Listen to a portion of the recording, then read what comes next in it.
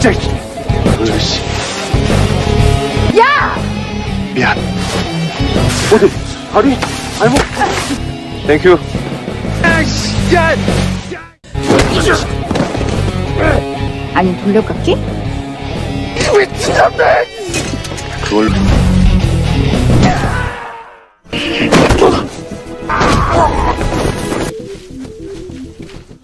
Halo guys, selamat datang kembali di channel review film bagus. Pada kesempatan kali ini, aku mau melanjutkan kembali perjalanan rubah ekor 9 melindungi kota Joseon. Tapi, sebelum lanjut ke pembahasannya, yuk dukung channel ini dengan cara like, komen, dan subscribe. Langsung aja yuk kita ke alur ceritanya. Inilah Tale of Nine Tails episode 10.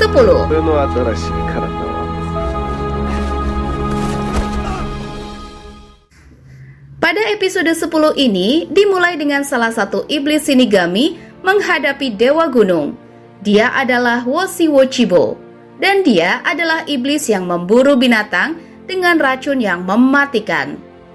Woshiwo Chibo berencana menghabisi mereka sekaligus, karena faktanya dia menunjukkan bahwa mereka baru saja menghirup kabut racun yang disebarkan lewat udara. Hongju dan Muyong mulai mengalami serangkaian kutukan yang berbeda. Woshiwo Chibo memberi mereka waktu 1 jam. Jika tidak, mereka akan mati kehabisan darah karena racun ini. Dan itu semua tergantung pada Yon. Dia akan memberikan penawar racun asalkan Yon bersedia menyerahkan 2 benda pusaka yang ada padanya. Yon mulai bergerak maju, seolah-olah menuruti keinginan Woshiwo Chibo. Tapi itu semua hanyalah tipu muslihat saja. 3 dewa gunung bekerja sama melumpuhkan Woshiwo Chibo dan meminta obat penawarnya. Atau jika tidak, mereka akan menyiksanya hingga mati. Hongju pun meraih palu godam, siap mematahkan tulangnya satu persatu. Teriakan Woshiwo Chibo didengar oleh tentara bayaran Shinigami yang lain. Mereka menyadari apa yang terjadi dan bergegas mencari Woshiwo Chibo. Woshiwo Chibo mencoba memberikan serangan racun mematikan ke arah Hongju. Untung saja, Yon dengan cepat melindungi gadis tersebut. Hongju kemudian menyerang iblis itu dengan keras sampai dia mati. Tentara bayaran Shinigami lainnya terkejut melihat Woshiwo Chibo telah tewas, dan Yuki pun bersiap untuk membalas dendam. Sayangnya, racun yang diderita Muyong dan Hongju lebih mematikan dari yang mereka duga, dan mereka berdua mulai kehilangan kesadaran. Yuki pun berhasil menyusul mereka, dan dia memberikan Yon boneka manusia salju, yang mana boneka manusia salju kecil itu sebagai simbol cintanya kepada Yon. Dan dia mencoba mencium pria tersebut. Hongju yang menyaksikan semua itu sangat marah dan cemburu. Mereka berkelahi, tapi efek racun yang diderita Hongju membuatnya semakin lemah. Tidak lama kemudian, Yuki mendengar suara Ogama memanggilnya. Dia lalu bergegas pergi, tapi Yon berhasil mengejarnya. Ternyata Yuki adalah perwujudan roh salju yang mengandalkan kekuatan es untuk melumpuhkan musuh-musuhnya.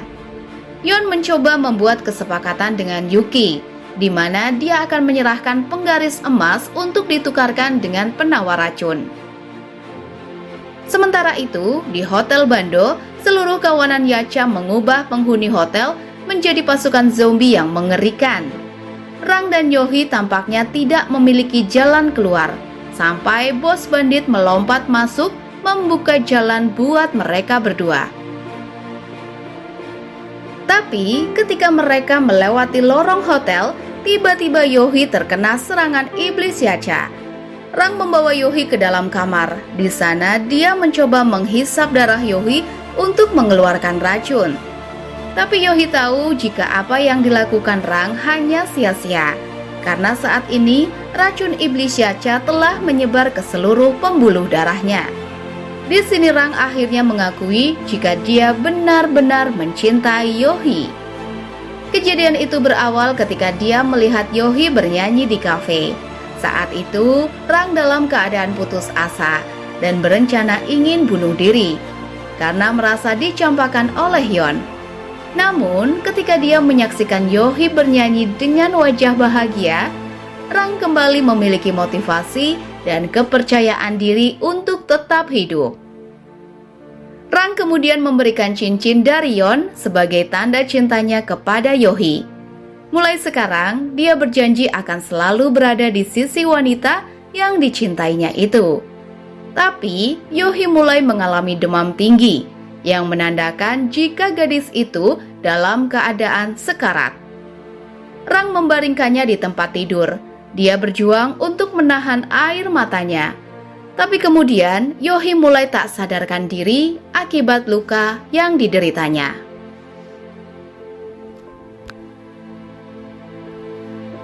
Di tempat lain, Sunwoo pergi menemui Kyeja dan menceritakan jika dia telah dijodohkan oleh orang tuanya untuk menikahi Jenderal Kato. Kyeja yang mendengar kabar tersebut sangat terkejut. Dia lalu mengatakan jika Jenderal Kato bukan manusia. Kyeja lalu menceritakan pengalamannya dulu ketika Jenderal Kato ingin membunuhnya. Sunwoo yang mengetahui hal tersebut kaget, tapi dia sadar jika kekuatan yang mereka punya sekarang tidak mungkin sanggup melawan Jenderal Kato. Oleh karena itu, mereka lalu menyusun sebuah rencana. Sunwoo kemudian menemui orang tuanya dan berkata jika dia bersedia menikahi Jenderal Kato. Di dalam dunia lukisan, Yeon memberikan penawar racun kepada Hongju dan Muyong. Tapi kedua temannya itu curiga jika Yuki mungkin telah menipu mereka. Yeon lalu memutuskan untuk mencoba pil itu terlebih dahulu. Dan untungnya pil itu benar-benar penawar yang asli. Tapi Yeon memiliki syarat untuk menyerahkan penawar ini. Dia meminta mereka harus setuju untuk membantu melacak dan membunuh tentara bayaran Shinigami dan kembali bekerja sama seperti dulu.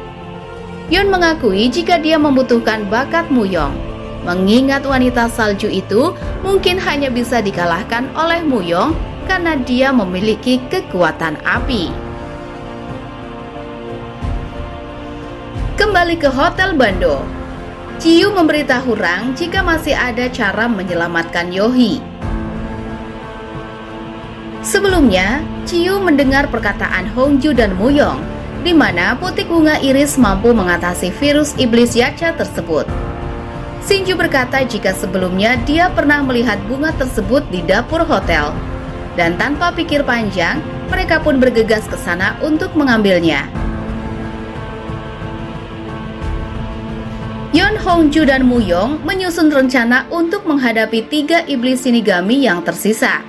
Selain Yuki, masih ada Ogama, iblis kodok yang telah berusia berabad-abad dan sangat kuat. Yeon berpikir jika yang ketiga adalah pemimpinnya, tetapi mereka belum mengetahui apa kekuatannya.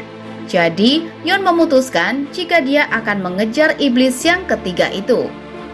Ketika Yeon akan pergi, Hongju tiba-tiba mendekat dan memberinya pelukan dan menyerahkan beberapa senjata. Tapi ternyata itu adalah siasat licik Hongju untuk mencuri tas berisikan batu pelindung dari Yeon. Yeon menuju sebuah hutan dan di sana dia bertemu dengan Niundo yang mengaku sebagai dewa pribumi. Niundo melompat ke punggung Yeon dan bersiap mulai melancarkan serangan. Tapi Yeon menyadari apa yang terjadi dan tiba-tiba menusuk perut pria itu. Dari awal, Yeon sudah tahu jika pria itu salah satu iblis Shinigami. Hal itu dia kenali dari aroma racun di tubuh pria tersebut. Tapi tiba-tiba, Niundo meluncur ke arah Yeon dan memeluknya erat-erat dan mulai melancarkan kemampuan khususnya. Dia adalah iblis pengubah jiwa, sehingga saat ini Yeon berada di tubuh pria tua tersebut. Untung saja pusaka batu pelindung dicuri Hongju, sehingga ketika Niundo memeriksa sakunya, dia tidak menemukan benda pusaka tersebut. Niundo yang kesal lalu bergegas pergi, sementara Yeon ditinggalkan sendirian dengan luka tusuk di perutnya. Yeon berpikir keras mencari cara untuk menghentikan Nyundo yang licik ini. Dia khawatir jika Nyundo akan berpura-pura menjadi dirinya dan mengelabuhi Muyong dan Hongju. Dan benar saja, saat ini Nyundo pergi menemui Muyong dan Hongju. Dia berpura-pura sebagai Yeon dan menanyakan langkah mereka selanjutnya. Sedangkan saat ini, Yeon berusaha menyusul teman-temannya. Tapi di perjalanan, dia bertemu Yuki dan Ogama, lalu memiliki ide jika dia bisa berpura-pura menjadi Nyundo. Kemudian, dia pun lalu mendekati dua shinigami tersebut. Sementara itu, di Hotel Bando, Rang yang pergi mengambil obat untuk Yohi terkena gigitan iblis Yacha. Tapi dia berusaha tetap bertahan dan memberikan waktu bagi Shinju mengambil tanaman obat tersebut. Penawarnya mungkin datang sedikit terlambat karena saat ini Yohi mulai menunjukkan tanda-tanda akan berubah. Kembali dengan Yeon, saat ini dia berhasil berpura-pura menjadi Nyundo dan berbicara dengan Yuki dan Ogama.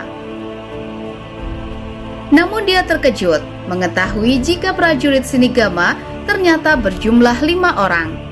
Yeon bertanya-tanya siapa iblis yang kelima, dan ternyata itu adalah Satori yang berada di Hotel Bando bersama Rang dan rombongan.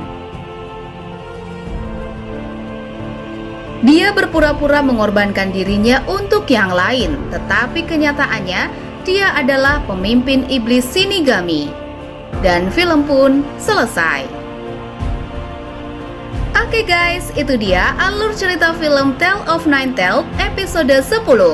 Buat kalian yang suka dengan alur cerita ini, mohon dukungannya untuk like, komen, dan subscribe. Aku pamit undur diri, see you next video.